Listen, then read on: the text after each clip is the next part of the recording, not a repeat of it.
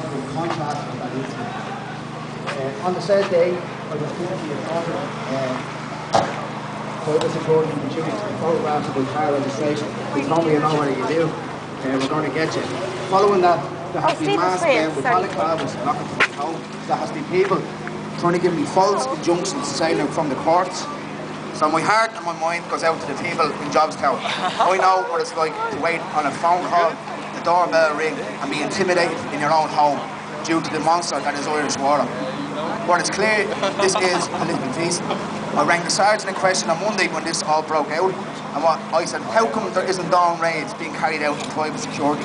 How come they're not being questioned in relation to this matter? And when you can stand over and take 14-year-olds, 16-year-olds, 18-year-olds and citizens of this country out of their homes for peacefully protesting is incomprehensible. I'm here today in solidarity with the people from Jobstown. I'm here today to send a clear message that what is happening is that the government are trying to use a very callous tactic on trying to weaken what we have going here. For the first time, I believe, in my time in this country, communities are beginning to look around, realising that the established political parties in this country have done nothing for people.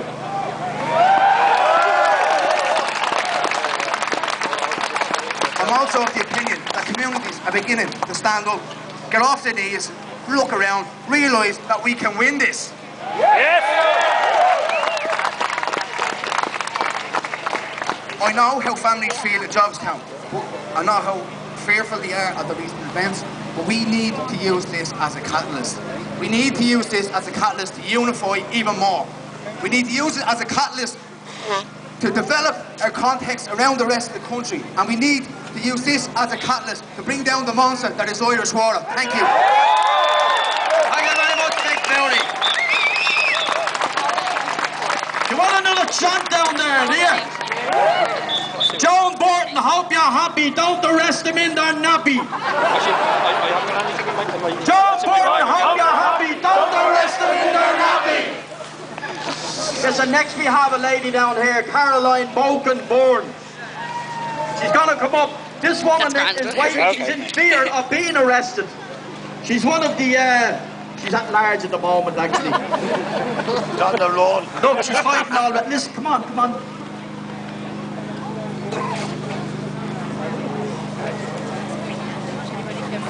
Hi, I'm from Kiltalon in Jobstown. Have been there, born there, reared there, staying there, rearing 2 kids there. I was there the day of the protest, and the charges are ridiculous, but I'm expected to be, I'm waiting for the knock on my door at 7 o'clock in the morning, and right out by the guards for these ridiculous charges. I can say any pushing and shoving and all that was done the day of the protest was from the members of the guards. It was a peaceful protest. It was a peaceful protest. We sat on the ground. You know, we didn't do anything wrong. The only people that had our trapped in our car was the guards. They stood on each side of the door. We were behind the car. The gobshite that parked their car in front of the church against the wall so she couldn't go forward, and we were all behind it. That wasn't her fault. We were already protesting when she walked out and willingly got into our car. So I'm in fear now of them knocking on my door and bringing me out, and I have 2 small kids, 3-year-old and an 18-month-old, and I mean, what's going to happen to them? Do you know, when they knock on my door if my partner's not there? So, I know, the reason people keep saying, well, why are we at the protest? Because I can't pay for my water. It's not that I won't pay. I can't pay another charge. I can't afford it. Do you know, at the minute, I just can't. It's not that I won't pay, it's that I can't pay. So, I'm a young mammy, I'm only 26 and I have 2 small kids, and I'm privately renting for $9.50 a month in my house. I'm not getting a whole lot of help, a bit of fist, it's not worth fucking shite. And I mean, I can't afford water. I just can't afford to pay for it, and I'm not going to pay for it. So they can drag me off if they want. I'm not paying, and that's the end. Well done, Caroline, well done.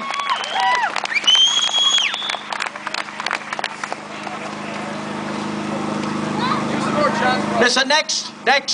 We give it a future. We'll have plenty of time for chanting. Next, we have a man for People for Profit.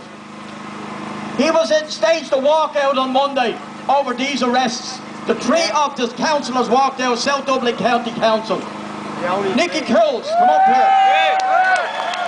By the way, Nicky's Nicky's in the ward of Tallaght South. He's in the same one as me.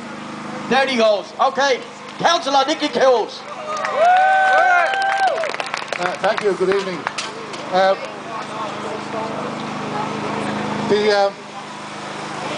The campaign against the water charges has been attacked left, right and centre, but it has reached a new low at present when young people who should be waking in the morning to go to school are instead being carted off by posses of guards. This is something more reminiscent of the KGB, I would have thought, than of a democratic state. It's absolutely shameful. But at the same time, it shows that this government is like a punch-drunk boxer staggering around the ring. And that is as a result of the efforts of the work of these people, the people of Ireland, the ordinary people of Ireland, campaigning against the water charges. We have these people on the ropes. We have to keep them there. This will roll on and on and on, these arrests, but it's counterproductive for those people. You see, so many people here of a cold evening is testimony to this. But they're going to get their riposte next Saturday in Tallaght, because there are two marches taking place at 2 o'clock Saturday afternoon. One from the Priory and the other from Tallaght West Leisure Centre. And they're going to meet at the civic offices for a rally. And everybody is welcome. The national response to this will be on the 21st of March, when there's going to be a massive anti-water protest yet again. Because this is what's doing the business. People power is what's doing the business. Power doesn't necessarily reside over in Leinster House and Kildare Street. Power can reside on the streets. A good friend of mine said to me just the other day, he said, I saw a slogan. He said, I think it's really on the money. And it's this. It's the power of the people is greater than the people in power. That's what it is. That's what it's got to be. Now we are going to have to proceed in the coming months on two fronts. This government is going to go by this time next year, and possibly in between. All it takes is one more banana skin. So we're going to have to proceed on an electoral front by electing people who are genuinely anti-austerity, who want to bring Irish water to an end, liquidate the company, shut up shop on it, and attack all the other attacks that have been made on us. But also, we need a vibrant street movement, a vibrant movement of the people on the streets and in the community. Because that's the way we can guarantee that we won't be sold out again. Thank you. Well done, Nicky Kills. No way! We won't pay! No way! We won't pay! No way! We won't pay! No way! We won't pay! No way! We won't pay! No way! We won't pay! There's no problem of another banana skin. We're already a banana republic. Next up, we have Ruth Coppinger. Ruth.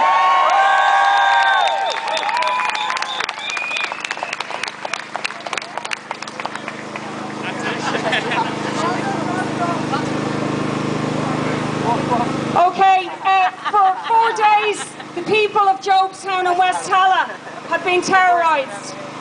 But today was the first opportunity that we got to raise it in the Dáil, in the Parliament there itself.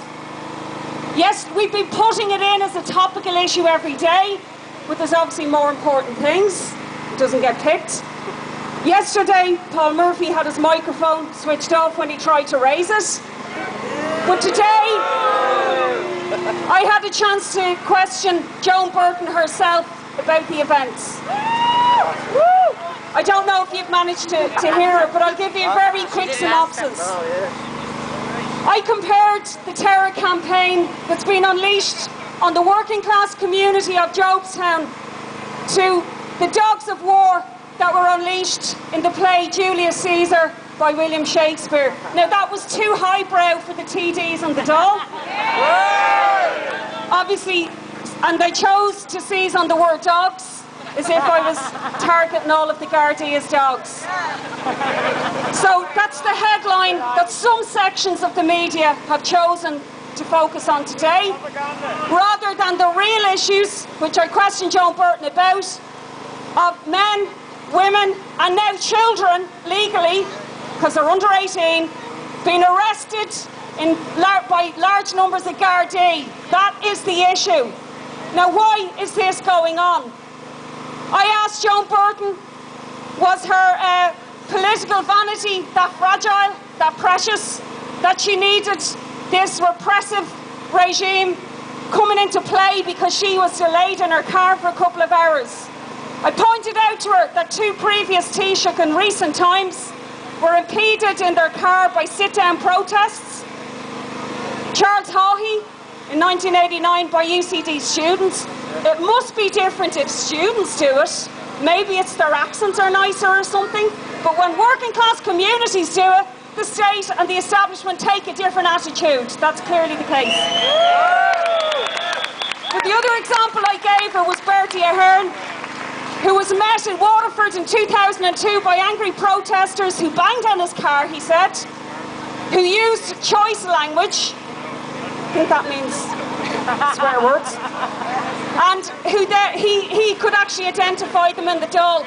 But for all of their sins, the pair of them, and they're no heroes in my eyes, they led to a lot of the problems that we face now. Obviously, they're representatives of capitalism. But with all their sins, they didn't seek that the Gardaí go out in large numbers and round up the firstborn of every child in Jobestown, like Joan Burton said.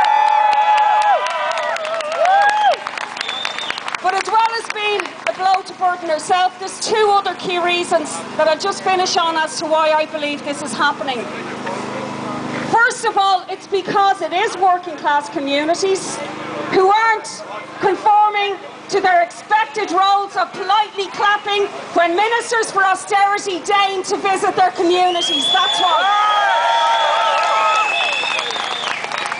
And the message clearly is, by what's happening in West Halla, get back into your boxes, working class people. That's the message that they're trying to send, and it's a message we'll resist. But the other aim of it is this. There's only one show in town when it comes to the anti-austerity movement and to bringing down this government, and that's the issue of the water charges.